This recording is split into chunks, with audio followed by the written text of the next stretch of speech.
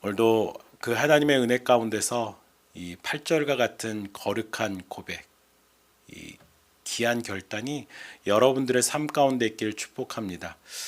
예배 서두에 찬양 서두에 말씀드렸지만은 마스크를 안 쓰고 찬양하는 게 참 좋구나라는 게 다시 한번 느껴졌습니다. 그러면서 여러분들 얼마나 그 회중으로 있지만 얼마나 불편하셨겠어요. 네, 어디 계시든지 간에 그 하나님의 영광 가운데서 그 은혜를 누리시려고 하는데 마스크 때문에 힘든 부분, 그리고 마스크를 떠나서 우리의 영적인 막히고 그 굳어진 마음 가운데 힘든 부분들이 있다면 오늘도 그 하나님의 영광 가운데 은혜를 누리시는 여러분들 되시길 주의 이름으로 축복합니다. 작년 6월쯤에 난 한 신문 기사의 내용입니다. 그 신문 기사의 첫 번째 문장은 이렇게 시작됩니다. 개신교계에서 교인 수에 따라 초대형 교회, 대형 교회, 중형 교회, 소형 교회로 나뉜다라는 것입니다. 그러면서 그 기사의 내용은 그 교회를 나눠서 끝나는 것이 아니라 그 코로나 시대 가운데, 코로나 팬데믹의 시대 가운데 이 소형 교회들이 어떻게 생존하고 있는지를 다루는 기사였습니다. 작년 6월에 본 기사였어요. 통상 교인 수 50명 미만을 소형 교회로 본다. 그나마 50명은 많은 편이고 소형 교회 교인 수는 대부분 10명에서 20명에 불과하다. 그러면서 본격적으로 코로나 사태에 대해서 얘기를 합니다. 코로나 사태를 맞아 소형교회 목회자들은 예배를 보다가 확진자가 나와도 망하고 예배를 안 봐도 망하게 생겼다고 하소연한다. 전국에 있는 교회 수는 약 6만 개다. 개신교는 흔히 6만 교회 15만 성직자 1000만 성도라고 표현한다. 이들 6만 교회 중 80%가량이 미자립 소형교회다. 개척교회를 비롯한 미자립 소형교회가 왜 코로나 감염 확산의 취약지대가 되는 걸까? 밖으로 터놓고 말하기 힘들었던 소형교회 속사정을 짚어본다라는 기사의 서두였습니다. 그러면서 소형교회 실태를 조사한 내용들이 기사 가운데 있었는데 이렇게 표현하고 싶습니다. 또 목회자이다 보니까 참 비참하다라고 표현하고 싶습니다. 소형교회에 관한 내용들인데 이게 우리의 현실이구나. 소형교회에서는 이렇다고 합니다. 온라인 예배가 그림의 떡이다. 사실 지금은 보편화되긴 했지만 많이들 그 기술이라든지 가지고 있는 장비가 업그레이드 되긴 했지만은 초창기만 하더라도 소형교회에서는 온라인 예배가 그림의 떡이다라는 말이 동감되실 것입니다. 그 주변에 있는 소형교회 목사님들 보더라도 장비 구입만 몇백, 또 좋은 것들 따라가려면 몇 천이 드는데 도저히 할 수 없다라는 것입니다. 성도 수가 20명, 30명 안팎이었는데 코로나 팬데믹 이후 반 정도로 줄어들었다고 합니다. 이 기사의 작은 제목에 이렇게 쓰여져 있었습니다. 생사의 기로에 선 소형교회.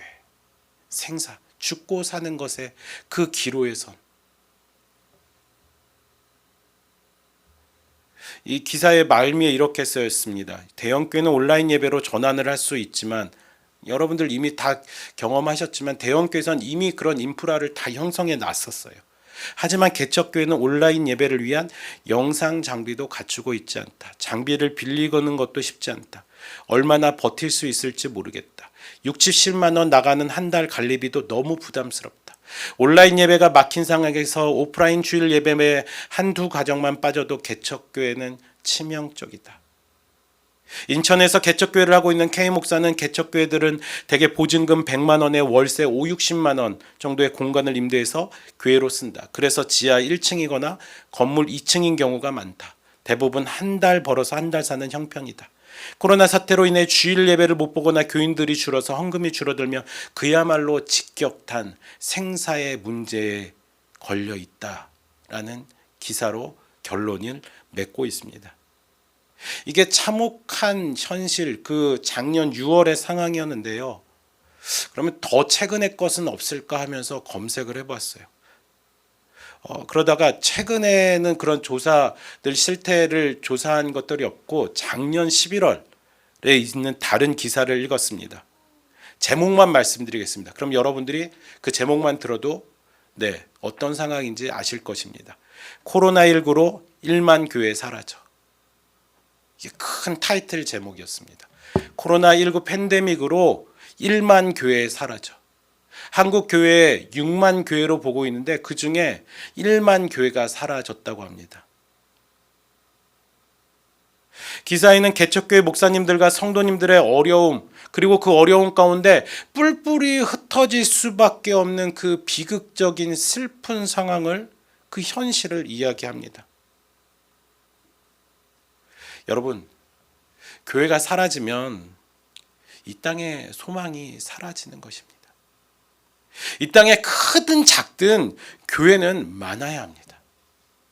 잘 되는 교회만 남는 것이 아니라 잘 못 되는 교회, 잘 안 되는 교회도 어쨌든 남아서 우리 믿는 자들이 그 교회를 위해서 기도해야 되고 섬겨야 되고 사랑으로 같이 함께해야 됩니다.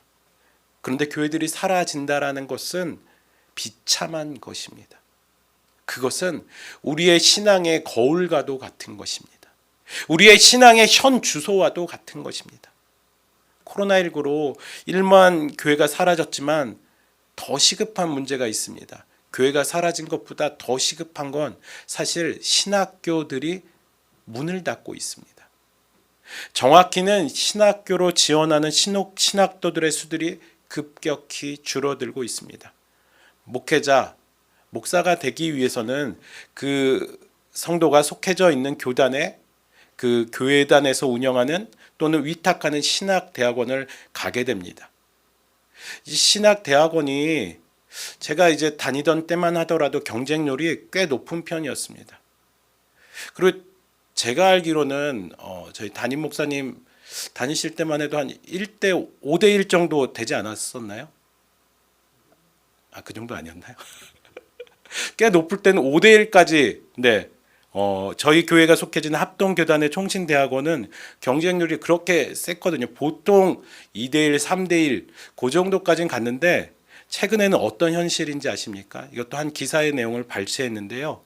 2021학년도 대부분의 신학대학원 경쟁률이 0점대에 머물렀다. 지원자 수 부족으로 정원 미달이 된 것이다. 올해 일반 전형 결과 서울신학대학원 0.54대 1, 침례교 신학대학 0.53대 1, 성결대 0.4대 1, 아세아 연합신학대 0.28대 1. 그나마 주요 기단의 신학대학원 사정이 좀 낫습니다. 장신대 2.4대 1, 총신대 1.4대 1로 간신히 정원 미달 문턱을 넘었다고 합니다. 전국적으로 비인가 신학대학원을 다 합치면 약 400여 개의 학교가 있다고 합니다. 그리고 이미 오래전부터 신학교에서 배출되는 졸업생 수는 한국 교회 형편에 비해 과잉이라는 지적도 있었습니다. 과잉이라는 부분보다 더 문제가 되는 것은 사회 전반적인 분위기. 그 과잉 때문에 이렇게 줄어드는 것이 아니라 지금의 사회적인 전반적인 분위기. 이 코로나 팬데믹 가운데 있는 사회적인 전반적인 분위기가 어떻습니까? 기독교인으로서 자부심을 가지기 어려운 때입니다. 신학교를 지원하는 젊은 신학도가 줄어드는 것도 문제지만 젊은 목회자들이 목회자로서의 직분을 내려놓는 것도 심심찮게 보게 됩니다. 목회와 다른 직업을 가지는 이중직의 문제는요, 아예 문제가 아니라 아예 목사의 직분을 내려놓고 삶의 현장으로 그 부분을 부정하고 그 부분이 참 안타깝다, 그 부분이 잘못되었다 이야기하는 것이 아니라 그 참혹한 현실 가운데 우리는 한번 바라보기 원합니다.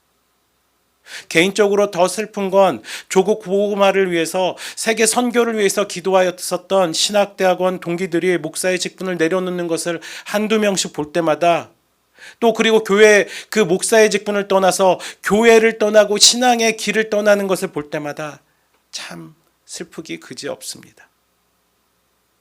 더 나아가 많은 젊은이들이 이 교회를 떠나고 있는 것은 무엇입니까? 많은 성도들이 이 코로나 팬데믹 가운데, 어려운 가운데 현장 예배를 드릴 수 없으니까, 교회에 갈 수 없으니까, 이러이러한 어려움이 있으니까, 여러분, 그런 이유가 아니라 더 현실적인 이유는 무엇입니까? 오늘 우리가 함께 읽었던 말씀을 비춰서 생각해 봤을 때 저는 이렇게 말하고 싶습니다. 하나님의 영광을 경험하지 못하였기 때문입니다. 하나님의 영광 가운데 하나님의 부르심을 제대로 듣지 못하였기 때문이 아닌가 생각하게 됩니다. 이 시대를 보면서 하나님 제가 여기 있습니다, 하나님 저를 보내소서라고 말하는 본문의 이사야의 이 외침은 우리에게 깊은 반성이 되어야 됩니다. 도전이 되어야 됩니다. 8절의 말씀입니다. 내가 또 주의 목소리를 들으니 주께서 이르시되 내가 누구를 보내며 누가 우리를 위하여 갈꼬 하시니 그때 내가 이르되 내가 여기 있나이다 나를 보내소서.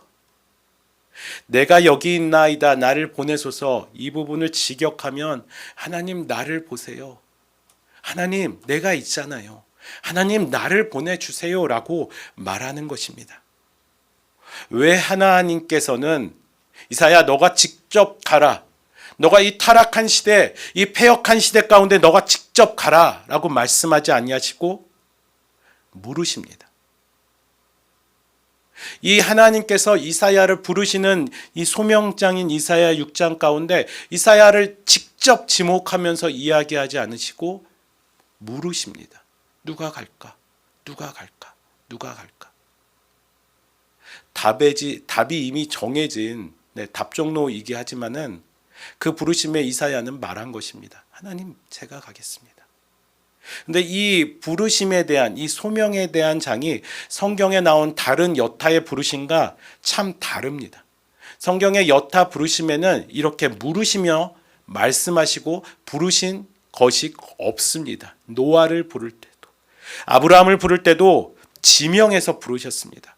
예수님께서 제자들을 부를 때도 직접 지명해서 부르셨습니다.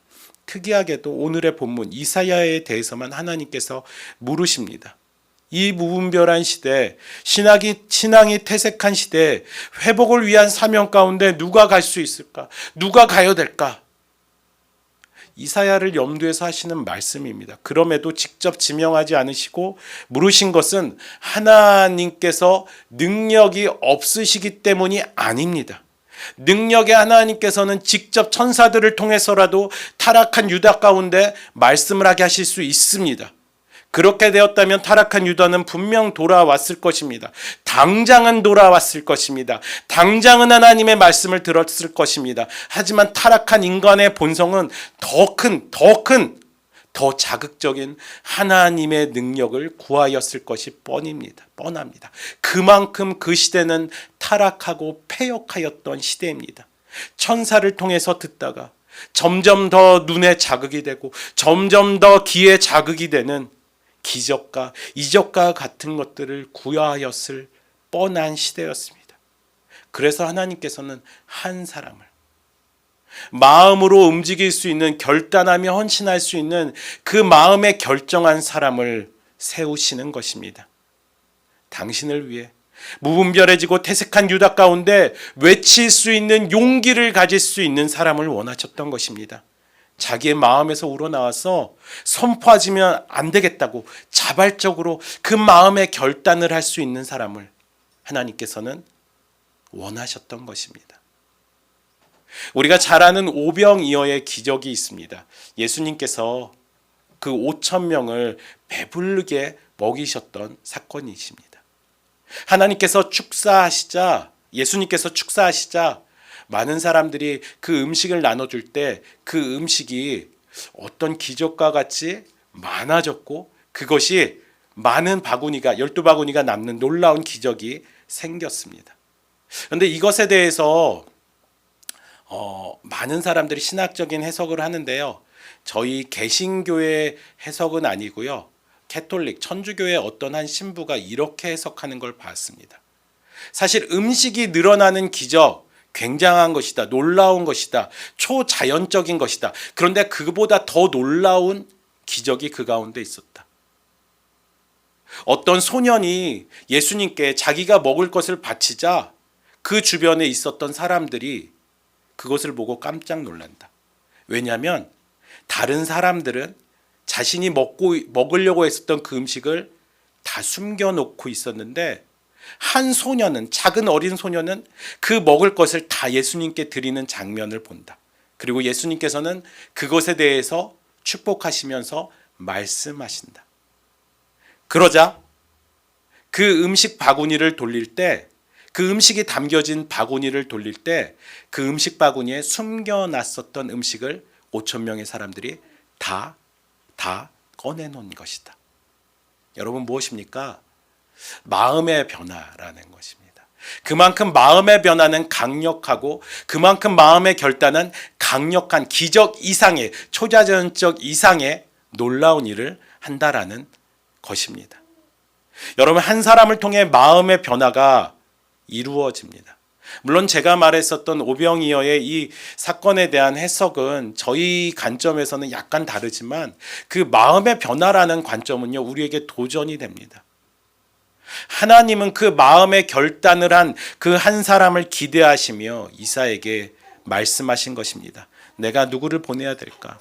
누가 우리 이 삼위일체 하나님을 위해서 가서 그 말씀을 통해 그 말씀을 전할 수 있을까 하는 것입니다. 여러분, 같이 함께 예배 드려지고 있는 여러분, 오늘 이 말씀을 통해 그 한 사람이 되시길 주의 이름으로 축복합니다. 이 시대 가운데 소망이 없어지고 사라졌다고 하고 하는 이 절망의 시대 가운데 희망을 가지시는 여러분들 되시기를 주의 이름으로 축복합니다. 누가 나를 위해 갈고 하는 하나님의 말씀에 우리가 읽은 대로, 아니 읽기 전에 우리 삶 가운데 너무나 잘 아는 대로 이사야는 말합니다. 하나님, 내가 여기 있습니다. 나를 보내주십시오. 하나님의 말씀을 전할 사람이 되겠습니다. 스스로 말하고 있습니다. 자발적 선언입니다. 이 자발적 선언은 거룩한 일입니다. 영광스러운 일입니다. 하지만 세상의 기준에서는 그리 좋은 자리는 아닙니다. 우선 이 자발적 선언을 하면은 자신의 삶을 포기해야 합니다. 자신의 삶을 포기해야 되는 것뿐만 아니라 핍박이 있습니다. 고난이 있습니다. 고통이 있습니다. 하나님의 말씀을 전한다라는 것은 결코 쉬운 일이 아닙니다. 이 시대도 그렇고요. 이 모든 역사 가운데서도 그렇고요. 특별히 그 타락한 유다 가운데 하나님의 말씀을 전한다라는 것 어렵습니다. 하나님의 말씀은 대부분 그 타락한 유다 가운데 책망이었을 테고 경고였기 때문에 분명히 어려움, 고통, 고난이 따랐을 것입니다. 책망과 경고의 메시지를 들은 유다 사람들이 옳습니다, 회개의 눈물을 흘리면서 엎드려지기는 어려울 정도로 그 마음이 부패한 시대였습니다. 그래서 대부분의 선지자들이 배척을 당하는 시대였습니다. 육체적 고난까지 당합니다. 심한 경우 목숨을 잃기도 합니다. 이사야의 이 메시지, 이사야서 전체를 여러분들 작년 바이블 챌린지를 통해서도 들어봤지만요, 뒤에 부분 가면은 희망의 메시지, 회복의 메시지가 있지만은 그 40장 이전까지 보면은 대부분 책망, 경고입니다. 그런데 그 책망과 경고의 메시지를 전하다가 이사야는 충성스럽게 그 메시지를 전하다가 아주 끔찍한 죽임을 당했다고 합니다. 성경에는 정확하게 기록되어지지 않았지만 탈무드와 이사야의 승천기라는 외경에 보면은 상황을 종합해 보면 이사야의 죽음은요, 참 끔찍한 그런 최후를 당하게 됩니다. 히스기야가 나이 들어 죽게 되었을 때 이사야는 히스기야 왕에게 아들 므낫세가 벨리알을 우상에게 사로잡혀 결코 아버지와 같지 않을 것이며 하나님께 반역할 것이다 라고 경고합니다. 벨리알은 무법의 천사라고 불리며 또한 사마엘과 사탄으로 분류되는 그런 존재, 우상입니다.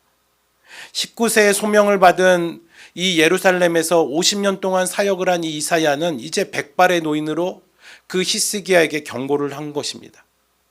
그런데 그 히스기야가 죽자 어린 나이에 왕위에 오른 므낫세는 이사야가 예언한 대로 악한 왕이 되었다고 합니다. 당시 이사야와 몇몇 선지자들은 그 악한 왕 므낫세의 그 지경에서 벗어나려고 광야에서 생활하였습니다. 그 므낫세의 마음을 움직이는 거짓 선지자 벨키라는 이사야가 역모를 꾸미고 있다라고 거짓으로 고발합니다. 벨키라의 조상 중에는 엘리야에 의해 죽은 바알의 선지자 400명 중에 하나였다라고 합니다. 그만큼 악한 선지자죠. 므낫세는 부하들에게 그를 잡아오라고 말합니다. 이사야를 잡아와라 이제. 그러다가 므낫세의 부하들로부터 도주하는 이사야는 길가에 거목이 있는데 그 거목 안에 텅 비어있는 나무를 발견하게 됩니다. 그리고 그 나무 안에 자신의 몸을 숨깁니다. 그 순간 놀라운 일이 벌어집니다. 거목의 껍질이 순식간에 자라서 이사야를 숨겨줬다고 합니다. 부하들은 떨려서 너무나도 두려워서 왕에게 돌아가서 이사야가 거목에 숨어 있다라는 사실을 말합니다. 그러자 므낫세는 이런 명령을 내립니다. 그 나무를 통째로 잘라와라. 부하들은 그 명령에 순종해서 그 나무를 잘라왔고 므낫세는 이사야가 들어있는 부분을 찾아 그 가운데를 직접 눈으로 보며 자르게 합니다. 므낫세의 종들은 나무를 톱으로 잘랐고 이사야는 그렇게 끔찍한 최후를 당하게 됩니다. 이사야가 톱으로 잘린 동안 벨키라와 거짓 예언자들은 이사야를 조롱하며 기뻐했다고 합니다. 본문의 이사야 자신의 최후에 대해서 몰랐기 때문에 내가 여기 있습니다. 나를 보내소서라고 말하는 걸까요? 이사야는 분명히 알고 있습니다. 선지자의 외로움, 고난, 고통에 대해서 알았을 것입니다.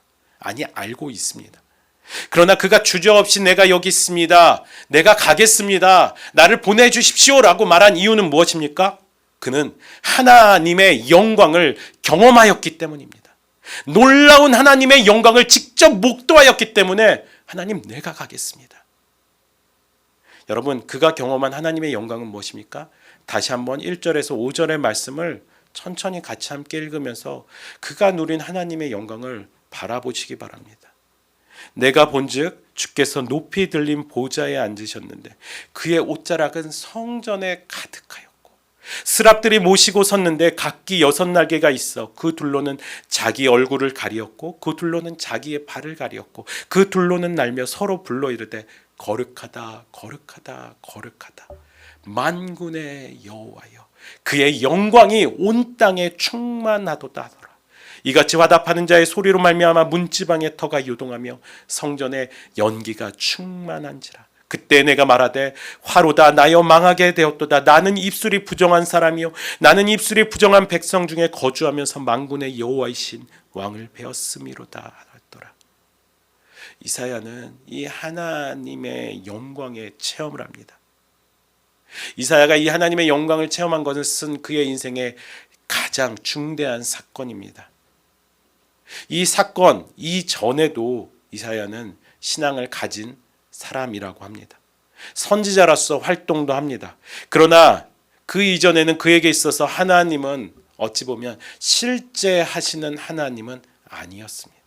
그저 민족의 종교였으며 사회적 분위기에 편승된 마치 신념과도 같은 것이었습니다. 하나님을 믿어도 꼭 다른 사람의 하나님을 믿는 것 같은 것 때문에 열정이 없습니다. 두려움도 없고요. 기쁨도 없습니다. 밋밋한 신앙생활을 한 것입니다.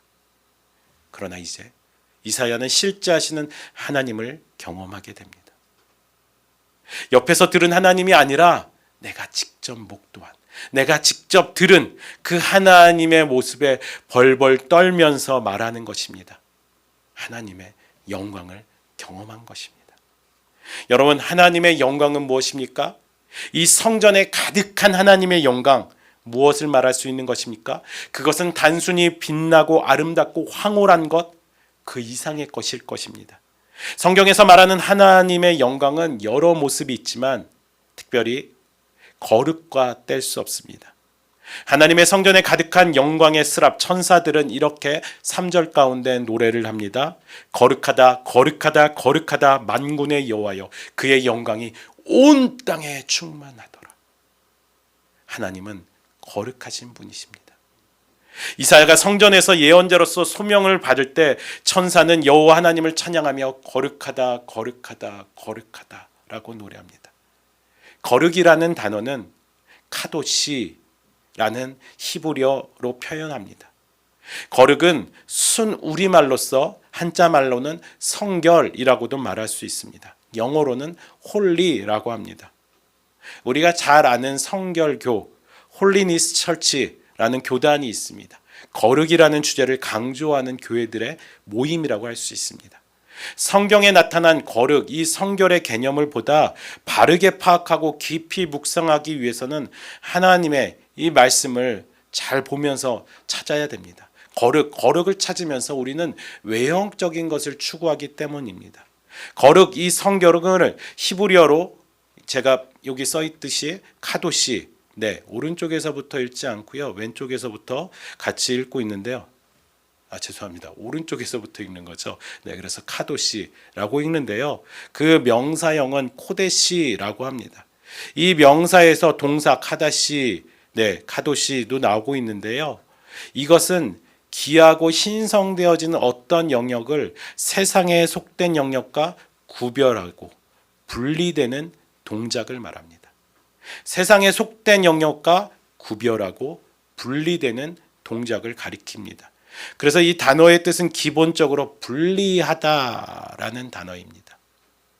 거룩하다라는 그 말은 결국은 분리하다라는 말입니다. 그 분리하다라는 말이 내포되어 있는 이 거룩하다라는 말이 이사야 6장에 기록되어져 있습니다. 그것도 세 차례나 반복해서 지극히 높으신 하나님을 찬양하며 말합니다.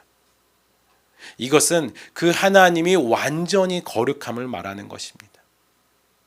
하나님이 너무나도 거룩하심을 이야기하는 것입니다. 폭력과 살인과 전쟁으로 가득한 세상에서 가장 멀리 떨어진 그 반대점 극점에 하나님이 계신 것입니다. 그렇기 때문에 하나님을 향해서 거룩하다, 거룩하다, 거룩하다 천사들은 찬양하는 것입니다. 이 찬양을 3번 반복했다라는 것은 그만큼 하나님께서 완전히 거룩하였다라는 그 3번의 완전을 통해서 이야기하는 것입니다. 또한 3번을 통해서 그 하나님은 언제나 항상 거룩하시다라는 완전을 이야기하는 것입니다. 유다 백성들, 거룩으로 구별된 하나님의 백성입니다. 그럼에도 그 길을 떠나 죄인의 길로 가는 그들에게 이 거룩에 대한 찬양은 그들을 꾸짖기도 하는 내용입니다. 그리고 그들이 거룩하여지기를 요구하는 것입니다. 여러분, 정리하자면 거룩은 이렇습니다. 1차적인 의미는 구별된다. 거룩의 의미입니다. 나누어지고 갈라지고 성결케 되는 것입니다. 그런데 거기서 끝나는 것이 아니라 이상의 의미가 있습니다. 구별되어짐으로 말미암아 어떻게 되어집니까? 세상과 분리됨으로 인해서 어떻게 되어집니까? 성결됨으로 말미암아 어떻게 되어집니까? 여러분, 그 결과는 이렇습니다. 거룩은 하나님의 것이 되는 것입니다. 거룩은 하나님께서 우리로 하여금 너는 내 것이다, 그러므로 말미암아 두려워하지 말아라 라고 말씀하시는 것입니다. 이 본문에 이사야가 쓰여진 43장 1절에 이렇게 기록되어 있습니다. 야곱아, 너를 창조하신 여호와께서 지금 말씀하시느니라. 이스라엘아, 너를 지으신 이가 말씀하시느니라. 너는 두려워하지 말라. 내가 너를 구속하였고 내가 너를 지명하여 불렀나니 너는 내 것이라. 여러분, 하나님의 것이 되는 것, 그것이 거룩입니다. 하나님께서는 그래서 말씀하십니다. 너는 내 것이라. 그러므로 두려워하지 마라. 이것이 거룩입니다.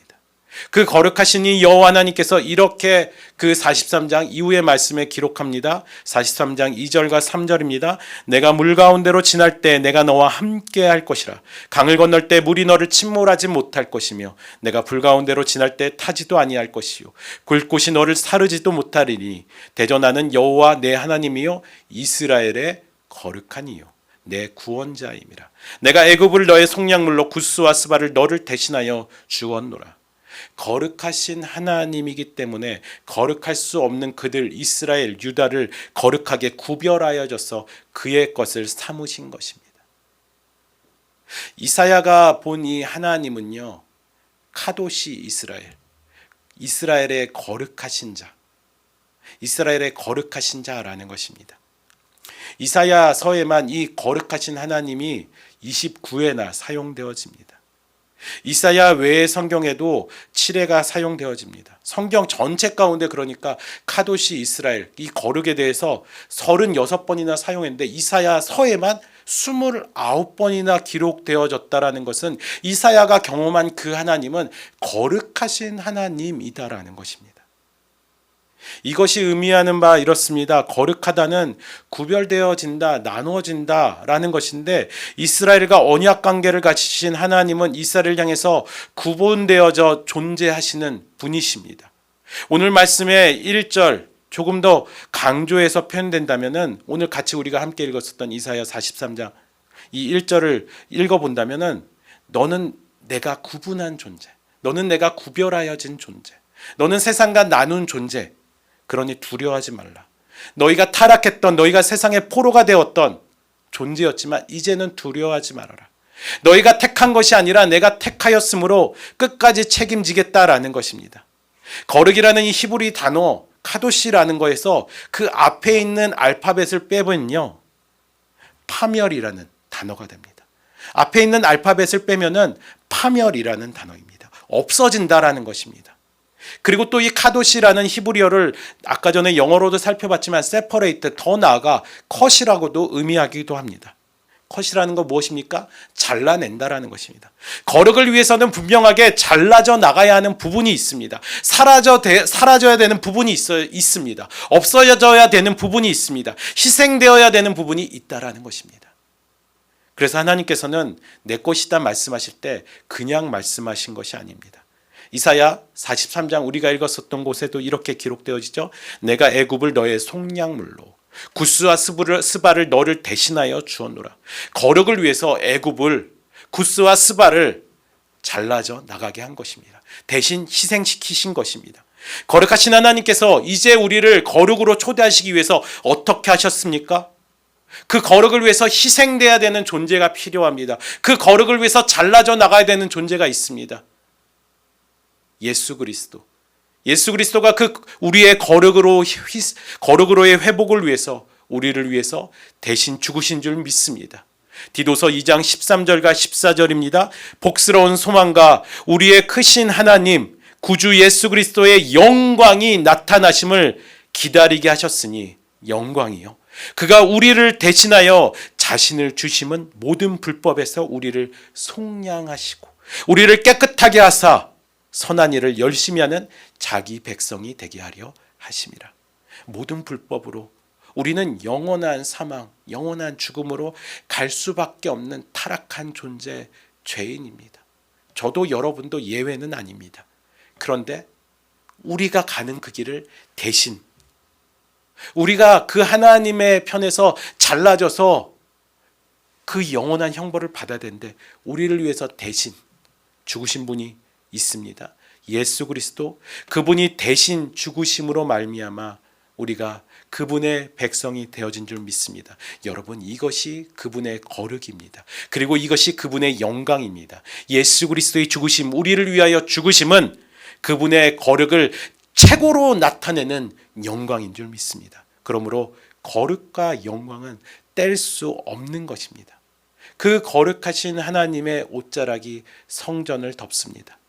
그만큼 가득한 하나님의 임재하심에 천사들이 시종을 드는 것입니다. 거룩을 찬양합니다. 6장 3절 서로 불러 계속 화답했다라는 것이죠. 찬양이 이어지는 웅장한 광경입니다.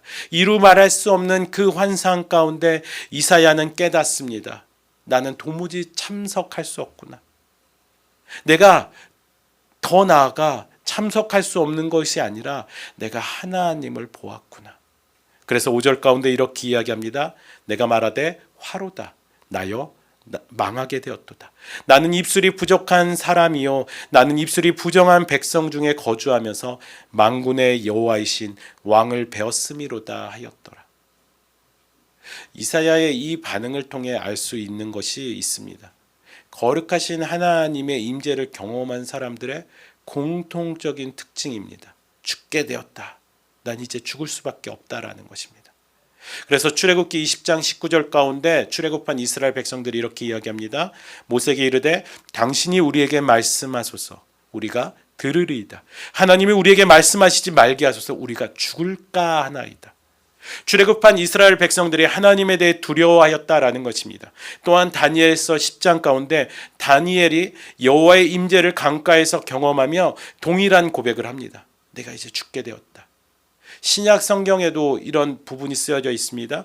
요한계시록 1장 17절입니다. 내가 볼 때 그의 발 아래에 엎드려져 죽은 자 같이 되매. 사도 요한이 하나님의 임재 앞에, 정확히는 부활 승천하신 그리스도의 임재를 경험하며 죽은 자 같이 되었다라고 말하는 본문의 말씀입니다. 여러분, 하나님의 임재를 경험한 사람, 하나님의 영광을 경험한 사람, 하나님을 목도한 사람, 왜 죽은 자 같이 됩니까? 우리 인간은 죄와 허물로 죽을 수밖에 없는 존재이기 때문입니다. 그래서 거룩하신 하나님의 임재를 도저히 감당할 수 없습니다. 적어도 육체 가운데 재성을 가진 인간이라면 감당할 수 없는 것이 지극히 당연한 것입니다. 그렇다면 하나님의 영광을 경험한다라는 것은 무엇입니까? 하나님의 영광을 경험한다라는 것은 하나님의 전적인 은혜입니다.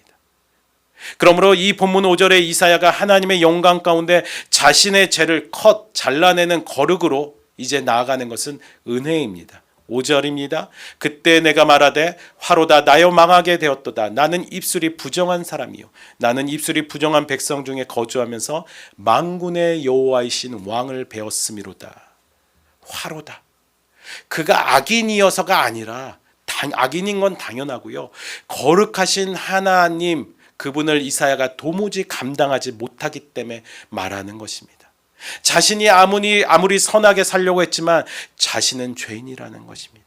또한 자신의 공동체 이스라엘 유다가 범죄하였기 때문에 자신도 이 죄의 예외가 아니라는 것입니다. 더 나아가 아담이 지었던 그 죄까지, 그 죄의 본성 가운데 나는 죽을 수밖에 없는 존재라는 것입니다. 거룩하신 하나님 앞에서 자신뿐만 아니라 공동체의 죄를 두고, 이 사람의 죄를 두고 이렇게 아파하고 이렇게 절규합니다. 나의 가족의 죄를 두고, 나의 지역, 나의 나라, 이 민족, 이 시대를 두고 아파해야 하는 것이 거룩하신 하나님의 임재, 영광을 경험한 사람들의 모습이 되어야 됩니다. 나는 입술이 부정한 사람이요 자신이 입술로는 하나님의 말씀을 증거하며 살았지만 거룩하신 하나님의 말씀을 증거만 했지 합당한 삶을 살지 못했다라고 고백하는 것입니다. 입술이 부정한 백성 중에 거주하면서 자신뿐만 아니라 이 공동체의 죄를 두고 하나님께 고백하며 회개하는 것입니다. 하나님의 말씀, 하나님, 신앙, 믿음이라고 말하지만 그에 따른 정결을 지키지 못한 공동체의 죄에 대해서 몸소리치며 아파하는 것입니다. 그래서 망하게 되었다. 사라져지고 없어져야 될 하찮은 존재가 될 수밖에 없다라고 고백하는 것입니다. 이사야는 하나님이 거하시는 성소 한 곳에 있습니다. 하나님이 거하시는 일부 가운데 있는 것입니다. 뿐만 아니라 천사들의 찬양 소리를 들으며 그 역시 찬양의 한 부분이 되고 있습니다.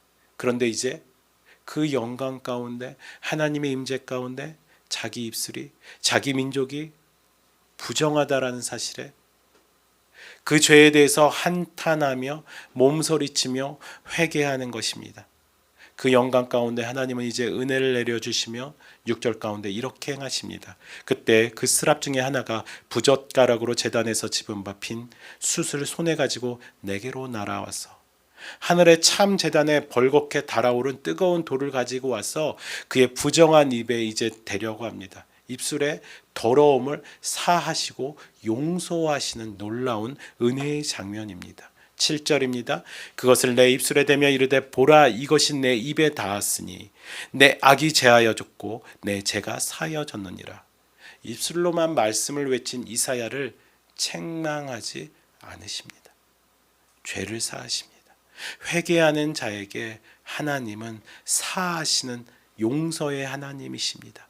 그의 죄를 깨끗하게 하시고 그를 정결케 하심으로 그의 죄책감을 거두어 가십니다. 담대히 말씀을 전할 수 있는 존재로 만드십니다. 하나님께서는 우리가 그분 앞에 자백하면 절대 정죄하지 않으시는 용서의 하나님. 우리가 지었던 죄, 특히 하나님 앞에 고백하고 회개하였던 죄로 우리를 정죄하는 사탄에 대해서 우리를 보호하시며 용서하시는 사랑의 하나님이신 줄 믿습니다. 이사야는 범접할 수 없는 이 거룩하신 하나님의 임재만 경험한 것이 아니라 거룩하신 하나님의 임재를 통해 부정한 입에 수술되며 하나님의 은혜를 실제로 경험하게 됩니다. 자기 자신이 이제 경험하게 되는 것입니다. 그래서 그는 자발적으로 용기 있게 말하는 것입니다. 주님, 나를 보내소서. 주님, 내가 가겠습니다. 그리고 그는 므낫세 왕의 처참하게 죽는 날까지 근 50년 동안 하나님의 대언자의 사역을 감당한 것입니다. 50년 동안 어떤 일이 벌어집니까? 조국이 패망의 길로 갑니다. 아니, 진짜 망하게 됩니다. 사라집니다. 포로로 잡혀갑니다. 그런 현실 가운데 하나님의 대언자의 사명은 분명 난감하였을 것입니다. 이러면 망합니다라고 말하는 그 현실을 이야기하는 것이 어려웠을 것입니다. 자신의 삶이 없는 것은 지극히 당연하였습니다. 가족, 여유, 건강, 먹을 것, 입을 것 당연히 없었습니다. 그런데 왜 그가 그 사역을 죽는 날까지 감당하였습니까? 그것은 우리가 읽었었던 이 본문, 거룩하신 하나님의 영광을 경험하였기 때문입니다.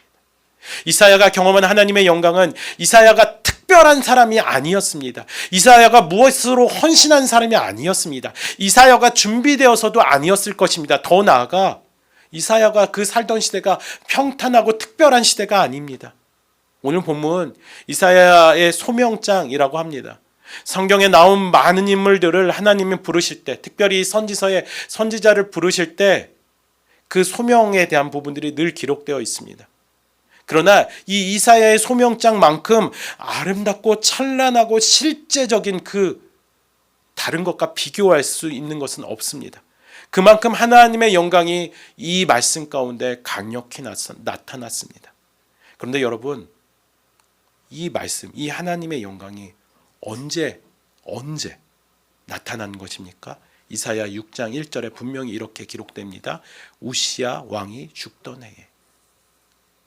우시야 왕이 죽던 해. 우시야 왕이 죽고 나서 이사야는 오늘 하나님의 영광을 경험하게 되고 하나님의 선지자로 부르심을 받는 놀라운 경험을 한다는 것입니다. 물론 이사야, 우시야 왕이 죽기 전에 선지자로 사역했다라고 성경에 이렇게 기록되어집니다. 역대하 26장 22절입니다. 우시야의 남은 시종 행적은 아모스의 아들 선지자 이사야가 기록하여졌더라. 우시야 왕의 그 기록을 하였다라는 것은 무엇입니까? 궁중에서도 인정할 만한 선지자, 궁중 선지자로 활동하였다라는 것입니다. 이미 선지자로서 활동하였었던 그입니다. 많은 사람들이 인정할 만큼 사역하였었던 그였습니다. 우시야 왕이 중요하게 여길 정도로, 그래서 우시야의 남은 행적을 기록할 정도로 중요한 왕입니다. 이사야가 이 선지자로서 활동할 수 있었던 원동력은요, 이 역대하 26장 22절을 통해서 볼 수 있겠지만 이사야가 선지자로서 그 절대적인 후원을 한 사람이 우시야 왕이라는 것을 충분히 알 수 있습니다. 우시야 왕 주변에서 우시야 왕의 행적을 기록하면서 그는 선지자로서 활동했습니다.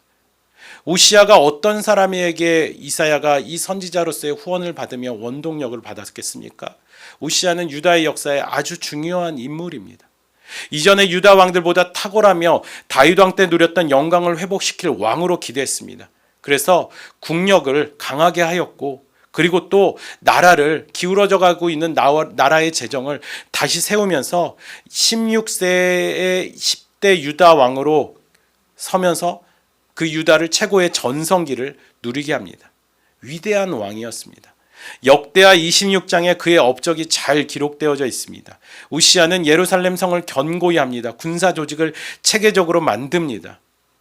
무기를 연구합니다. 신무기를 개발합니다. 이러한 힘을 바탕으로 블레셋 땅을 점령합니다. 영토를 확장합니다. 암몬 사람들로부터 조공을 받기로 합니다. 그의 영향력은 애굽의 변방에 이르기까지 합니다.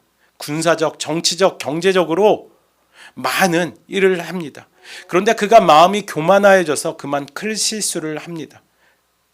제사를 지내다가 당시 제사는 구별함을 받은 아론의 자손 제사장만 들어가는 그 성소에 들어가 하나님의 제단에 분향함으로 말미암아 그 하나님께서 나병이라는 벌을 주십니다.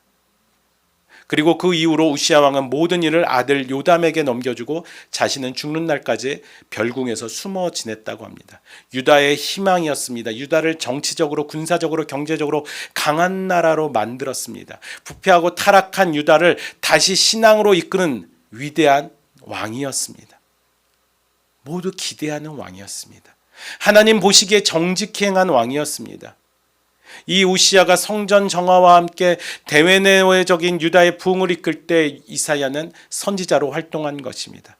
사회적으로 하나님의 본질의 신앙에 대한 회복하려는 이 분위기에서 이사야는 선지자로 활동한 것입니다. 그런데 우시야가 성전 분향 사건을 통해 나병이 생기며 분위기는 바뀌고요. 또 그리고 우시야는 그렇게 죽습니다. 이 비참한 현실에 이사야도 선지자로 물론 활동했지만 신앙인으로 살고 있지만 주변의 분위기는 점점 달라졌을 것입니다. 우시야 왕이 있었을 때와는 점점 다른 선지자의 삶을 누리게 되었을 것입니다. 우시야라는 위대한 왕을 통해 다윗 때 누렸던 영광, 솔로몬 때 누렸던 그 영광이 회복되길 바랬지만 그것을 기다렸던 이사야조차도 회복과 영광을 누리지 못하고 저렇게 죽어가는, 벌을 받아 죽어가는 우시야를 보면서 좌절하였을 것입니다. 소망이 사라진 것입니다. 이 유다를 회복시킬 소망이 끝난 것입니다. 그리고 모두 끝나고 이 나라는 패망하겠고 나의 삶도 이제 더 어떻게 해야 될까 소망이 보이지 않는 때입니다. 소망이 보이지 않는 때, 그때 소망이 끝났다고 하는 그때 이사야는 하나님의 영광을 경험합니다. 거룩하신 하나님의 거룩이 어느 정도인지, 하나님의 용서하심의 끝이 어느 정도인지, 그 가운데 하나님의 영광이 얼마나 큰지 실제하시는 하나님을 그 소망의 끝에서 경험하게 된 것입니다. 그리고 말합니다. 제가 가겠습니다. 제가 하겠습니다. 제가 선포하겠습니다. 많은 사람들 이야기합니다. 이제 한국 기독교 쇠퇴할 것이다. 한국 부흥은 옛날 말이다. 소망이 사라졌다. 교계 어른이 없어졌다. 교회가 문을 닫을 것이다. 좋은 교회가 없다. 신학대학원 줄어든다. 없어진다. 사라진다. 사역들이 점점 줄어들고 떠난다. 코로나 팬데믹 계속 길어지면 소망이 없을 것이라고 다들 예측을 하고 있습니다. 그러면서 우리가 섬기는 이 사역의 자리에 대해서도 마찬가지입니다. 우리가 섬기는 이 사역의 자리에서도 이 온라인으로 예배 드려지며 이 온라인 가운데 또 현장 예배를 드려질 때 그 어려움들이 계속 반복되어지고 누적되어지면서 사역의 자리에서도 많은 힘을 얻기가 어렵습니다. 지난주 들은 말씀처럼 마르다와 같은 자세로 임하게 되는 우리를 보게 됩니다. 제가 못하겠습니다. 제가 이제 더 안 하겠습니다. 전 못할 것 같아요 라는 말이 더 많이 들려옵니다. 헌신하는 사람이 없습니다. 결단하는 사람이 없습니다. 무엇입니까? 오늘 이사야가 말하는 것 같이 내가 여기 있나이다. 나를 보내소서. 헌신하는 사람들이 점점 줄어드는 때입니다. 결단하며 헌신하는 사람들이 없어지는 것, 코로나 팬데믹, 그리고 여러분들 주변에 있는 여타의 환경이나 분위기가 아닐 것입니다.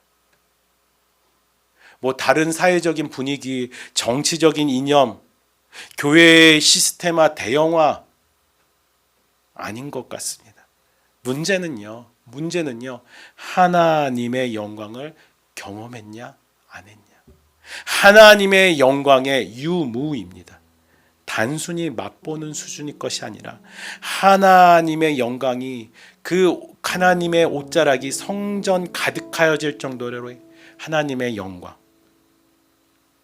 그래서 같이 함께 그 하나님의 영광을 이 교회 가운데서 누려지길 주의 이름으로 축복합니다. 하나님의 영광 바라볼 수 없는 때입니다.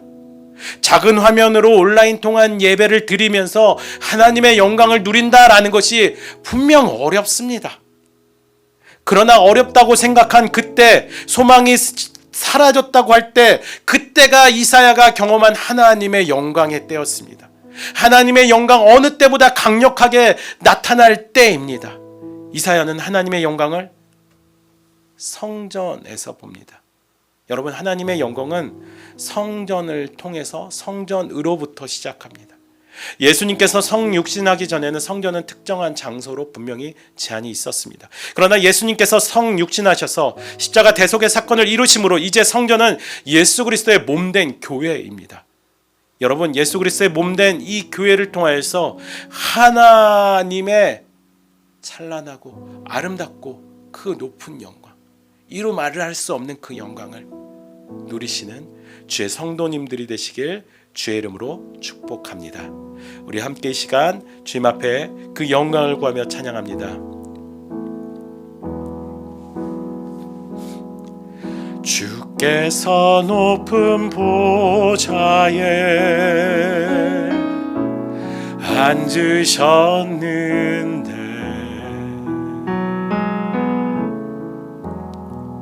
그 옷자락은 성전에 가득하도다.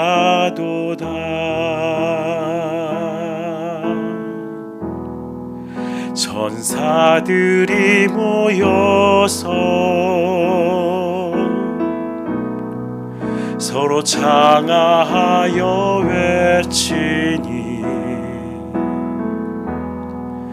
그 소리는 성전에 가득하도다.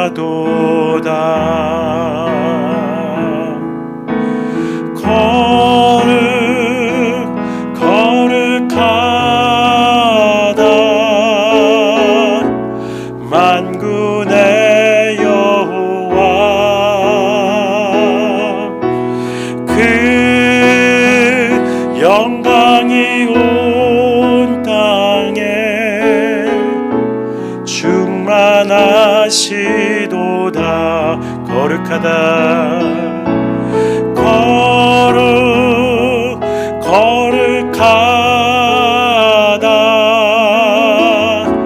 만군의 여호와, 그 영광이 온 땅에 충만하시도다. 거룩하다, 거룩하다, 거룩하다. 완전하신 거룩하신 하나님이 그 거룩으로 저와 여러분들을 초대하셨습니다. 그냥 초대하지 않으시고 잘라져야 되고 버려져야 될 부분을 우리를 위해서 예수 그리스도로 대신해 죽으심으로 우리를 거룩해 하셨습니다.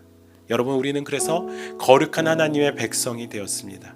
여러분, 거룩한 하나님의 백성으로 우리 함께 이 시간 우리의 거룩함을 두고 하나님께 기도로 나가기 원합니다. 교회 사라진다, 없어진다 이야기를 했습니다. 많은 교회가 정말 실제적으로 힘듭니다. 많은 선교사님들이 실제적으로 고난을 당하는 때입니다. 그래서 그 선교사님 그리고 또 교회들을 돕기 위해 돌아오는 주일 선교 헌금을 합니다. 저도 여러분들이 그렇게 헌금하신 그 헌금을 선교지에서 누렸었던 사람입니다.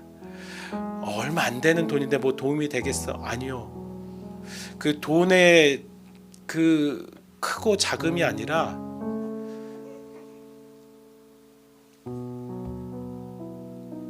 사랑이요.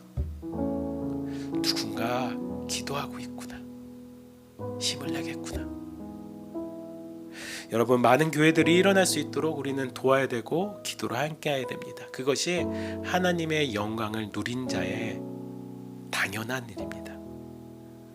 어디서 누려야 됩니까? 교회를 통해서 누려야 됩니다. 주일의 예배, 지금 우리의 이 예배를 통해서 누려야 됩니다.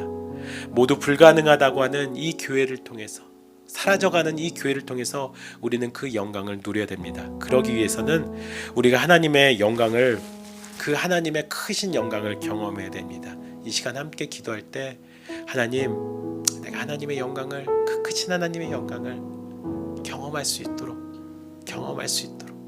그 거룩하신 하나님의 은혜를 받아 그 하나님의 영광을 누릴 수 있도록 아니 이미 누릴 수 있게 해주셨는데 하나님, 내 굳어진 마음이 하나님 앞에서 풀어져서 자유케 되어져서 하나님의 영광을 바라보고 누릴 수 있게 하여 주시옵소서. 천사들의 거룩하다 거룩하다 그 찬양 가운데 나도 동참하여 화답할 수 있게 하여 주시옵소서. 성전에 가득한 그 하나님의 옷자락 안에 나도 그 일부가 되어져서 하나님의 영광의 존재가 되게 하여 주시옵소서. 또한 이 교회가 하나님의 영광이 가득한 교회가 될 수 있도록 같이 함께 이 시간 우리의 삶 가운데, 우리의 교회 가운데 하나님의 영광이 가득하도록 주님의 이름 부르고 기도로 나아가겠습니다. 주여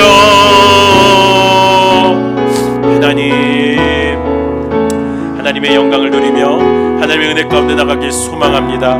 아버지 하나님, 그 영광 가운데 하나님이 우리에게 은혜 주시는 하나님 주 예수 그리스도를 바라보게 됩니다. 거룩하신 하나님께서 그 거룩을 위해서 스스로 이 인간 땅에 오셔서 우리를 위해 성육신하셔서 아버지 대신 죽으신 그 은혜의 역사, 그 거룩의 완전체로 인해서 주님 우리가 거룩해 되어져서 하나님의 영광을 누리게 된 줄 믿습니다. 아버지 하나님, 그 하나님의 영광을 누릴 수 있는 그 믿음을, 그 영적인 상태를 하나님 오늘도 우리에게 허락하여 주시옵소서. 아버지 하나님, 닫혀진 우리의 눈을 열어서 지극히 높으신 하나님의 영광을 바라보게 하여 주시옵소서. 하나님, 모든 성전을 덮으시고 온 땅에 충만한 편재한 하나님의 영광으로 인해 아버지 하나님, 이 암흑의 시대 가운데 하나님의 빛이 넘쳐날 수 있도록, 아버지 하나님의 긍휼하심이 넘쳐날 수 있도록 주여 우리를 도와 주시옵소서. 우리를 불쌍히 여겨 주시옵소서. 우리가 바라보게 하여 주시옵소서. 우리가 그 은혜 가운데 머물게 하여 주시옵소서. 주님 하나님의 영광을 경험하지 못함으로 그 사역의 자리에서 힘들어하는 우리 성도님들이 계십니다. 아버지, 이 땅에 교회들이 있고 목회자들이 있습니다. 하나님의 영광을 누릴 수 있게 하여 주시옵소서. 아버지 하나님, 이 분당오른 교회가 하나님의 영광에 충만한 하나님의 성전이 되게 하여 주시옵소서. 우리가 드려지는 모든 예배 가운데 하나님의 영광으로 말미암아 갇혔던 자들이 하나님의 진리로 자유케 되어 주시옵소서. 모든 부서의 예배와 아버지 하나님 모든 섬김 가운데 하나님의 영광으로 시작할 수 있도록 은혜 내려 주시옵소서. 하나님의 영광을 우리가 경험하기를 소망합니다. 날마다 경험하기를 소망합니다. 이루 말할 수 없는 그 영광을 경험하기를 소망합니다. 아버지 하나님, 그 영광을 사그러들지 않도록 하나님 영광이 우리의 개인의 삶 가운데 충만히 임하여 주시옵소서. 하나님의 영광이 가정 가운데, 직장 가운데, 학교 가운데 충만히 임하여 주시옵소서. 그래서 그 영광 가운데 우리가 하나님 앞에 회개하며 하나님을 간구하며 또 그 하나님의 부르신 가운데 주님, 내가 여기 있습니다. 주님, 내가 가겠습니다. 주님, 나를 보내주소서 결단하며 헌신하는 주의 성도들 될 수 있도록 은혜 내려 주시옵소서. 이제는 우리 구주 예수 그리스도의 십자가의 은혜와 우리 주 하나님의 그 무한하신 사랑과 보혜사 성령님의 교통 인도하심이 하나님의 거룩하심으로 거룩해 되어지는 하나님의 백성들, 하나님의 영광이 가득한 그 삶을 소망하는 이 백성들, 성도들의 삶 가운데, 그들의 가족과 그들이 속해진 모든 곳 가운데 이제로부터 영원까지 함께 있기를 축원합니다. 아멘.